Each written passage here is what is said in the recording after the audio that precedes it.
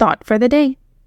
Be proud of yourself for all of the small steps you are taking on the way to achieving your biggest goals.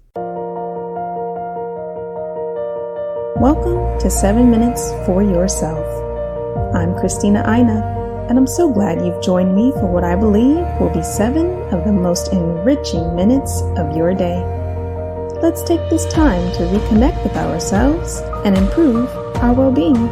In today's episode of 7 Minutes for Yourself, we are reminded of the importance of allowing ourselves to celebrate the small wins on the way to achieving our biggest goals. Have a listen. Let's talk about this advice you always hear about called celebrating the wins, right? It's about celebrating the small steps, the initial steps towards achieving your goals, and why that's so important. But let's be honest right off the bat, sometimes you don't do that, and that's why you need to watch this video. And you and I both know that there's so many days that you actually do a good job. You go out in the world, you knock off your to-do lists, you do 2 or 3 things that stretch or push you, you add some creativity and flair to the world, and you feel like at the end of the day, you know what? I did a good job today. And you kind of like, maybe you have a glass of wine to celebrate, or you eat your favorite food, or you take a walk and you brag with your friends, whatever it is for you. At the end of the day, you feel pretty good about yourself. But there's also plenty of days where you actually do the same thing. Achieve those to-dos, make an impact, like do your thing, but then at the end of the day, you just go to bed and you don't really notice that you've achieved something. And here's what this is about and why this is so important. So many people deserve to feel so much better about themselves. They deserve to feel stronger and more capable and more confident, but they don't because they're waiting for the big, huge win before they ever allow that win to be integrated in their identity. Right? They might win a couple of games, but they didn't win the championship, so they never let themselves feel like a winner. Right? They do a good job a couple of days at work, but no one said, great job, and no one gave them a raise, and so they go home and they're like, they don't feel it because they're not allowing themselves to feel the wins. But we know from psychology and we know from goal attainment theory that unless you're starting with those small steps and giving yourself credit for them, the odds are you're not going to go on to the next steps that are bigger and bigger and bigger because your identity is still at the beginning stage, right? If you always feel like the beginner at something and you never feel the competency gains that comes from accomplishing and moving forward, but giving yourself credit for it, you're not likely to take on the bigger things in life. So check yourself on this one. When's the last time you really gave yourself credit? When's the last time you really celebrated just a small little thing? And comment below, what was that thing? What did you do? What was the achievement or what was the step you took? And how did you celebrate? Did you go out to dinner? Did you tell your spouse about it? Did you write and journal about it? Did you put something up and frame it? Like, what did you do to celebrate that you were beginning? Because I bet if you're watching this, there's probably some part of your life right now you feel like it's in maybe like transition.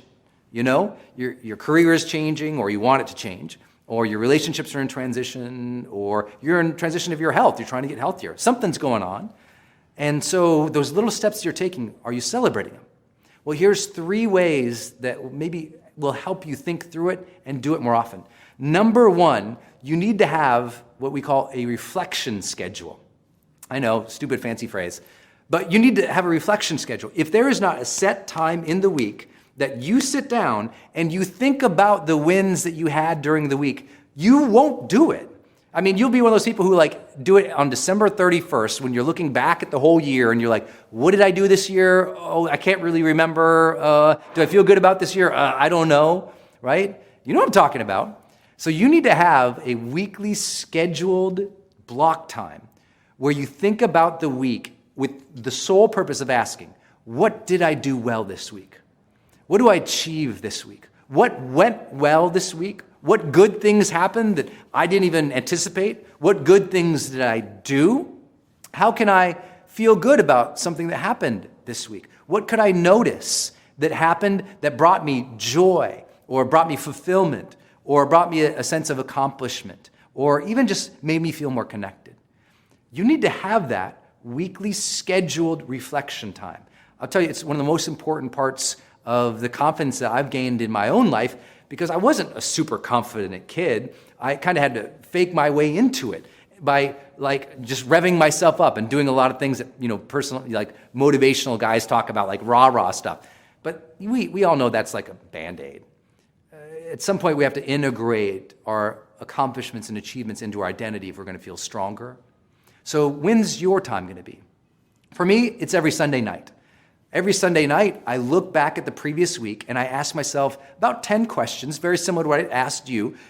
What happened that was great this week? How can I feel good about something? What can I notice that I appreciated? What small step did I take that, maybe it didn't get a big win, or maybe it didn't get appreciated, but it moved me forward. Even if it was just a little tiny thing, even if it was just sending an email, even if it was just making a call, what small steps did I make this week that are going to make me better next week? What small steps did I take this week that will help me continue climbing the mountain towards my highest ideals? What small steps did I take that I can celebrate?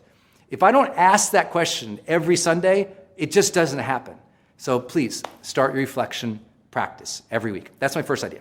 Second big idea, allow yourself to actually feel the win. And I know it sounds like the first tip, but it's very different.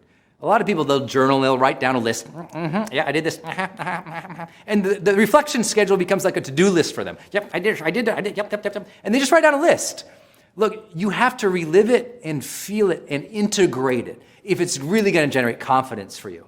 So when you're doing your reflection schedule, or even at the end of each night, if you just want to sit there, close your eyes, think about something great you did that day, a small step you took that day, and then just allow it, that heartfelt, that deep connection of satisfaction or engagement that comes with recognizing yourself. I know it sounds silly, but a lot of people, they take selfies all day, but they really don't know who they are. And that happens because they're not connecting with the feelings of life. That concludes today's episode of 7 Minutes for Yourself. Please take a moment to rate and review the show on Apple Podcasts. Today and every day with your kiddo is a gift. Enjoy it. Thanks for tuning in.